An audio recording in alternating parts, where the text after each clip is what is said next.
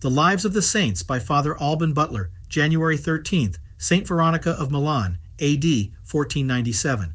All states furnish abundant means for attaining to sanctity and Christian perfection, and it is only owing to our sloth and tepidity that we neglect to make use of them. This saint could boast of no worldly advantages either by birth or fortune. Her parents maintained their family by hard labor in a village near Milan, and were both very pious. Her father never sold a horse or anything else he dealt in, without being more careful to acquaint the purchaser with all that was secretly faulty in it than to recommend its good qualities.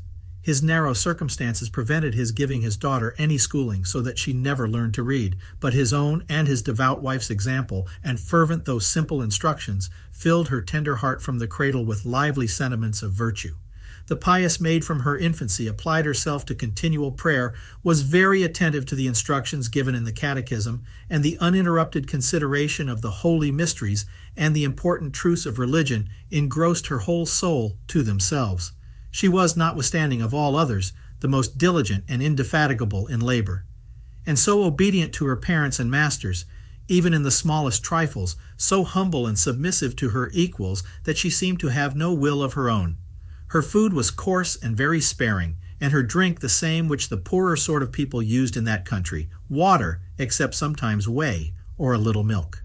At her work she continually conversed in her heart with God, insomuch that in company she seemed deaf to their discourses, mirth, and music. When she was weeding, reaping, or at any other labor in the fields, she strove to work at a distance from her companions, to entertain herself the more freely with her heavenly spouse. The rest admired her love of solitude, and on coming to her, always found her countenance cheerful, yet often bathed in tears, which they sometimes perceived to flow in great abundance, though they did not know the source to be devotion.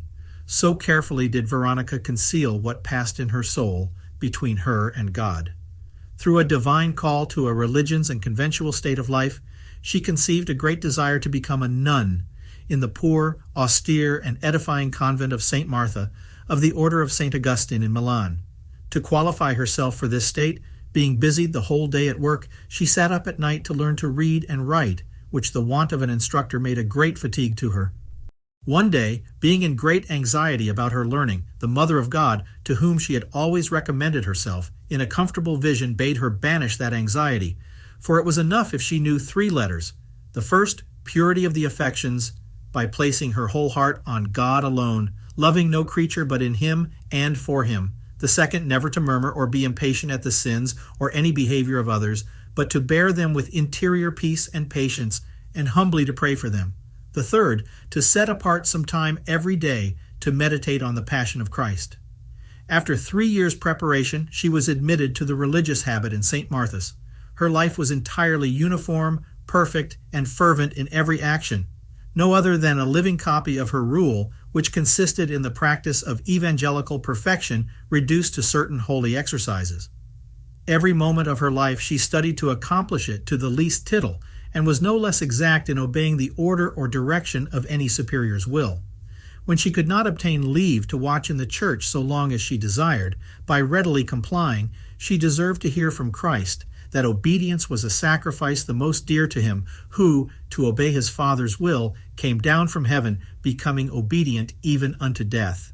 She lay 3 years under a lingering illness, all which time she would never be exempted from any duty of the house or part of her work, or make use of the least indulgence, though she had leave. Her answer always was, "I must work while I can, while I have time." It was her delight to help and serve everyone.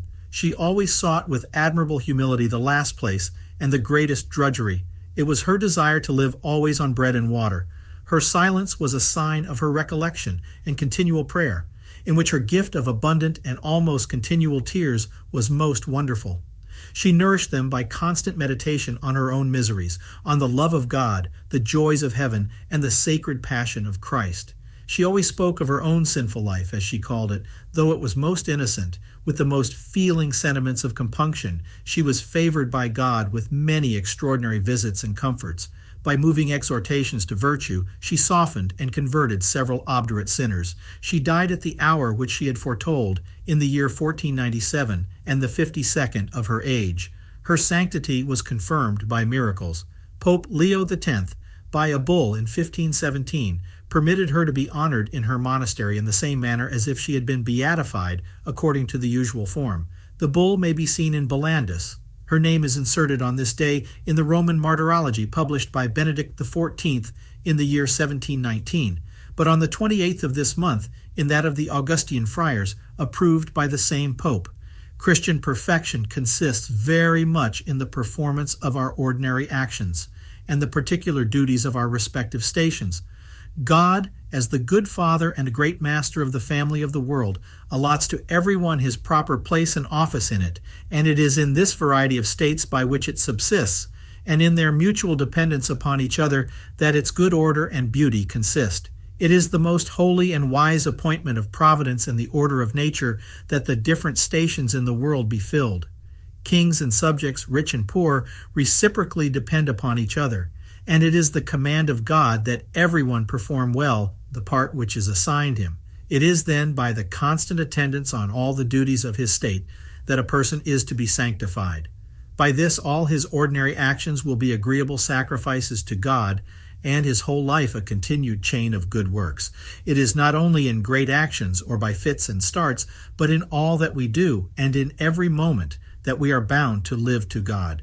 The regulation of this point is of essential importance in a virtuous life, that every action may be performed with regularity, exactitude in all its circumstances, and the utmost fervor, and by the most pure motive, referred solely to divine honor in union with the most holy actions and infinite merits of Christ. Hence, St. Hilary says, when the just man performs all his actions with a pure and simple view to the divine honor and glory, as the apostle admonishes us, his whole life becomes an uninterrupted prayer, and as he passes his days and nights in the accomplishment of the divine will, it is true to say that the whole course of a holy life is a constant meditation on the law of God.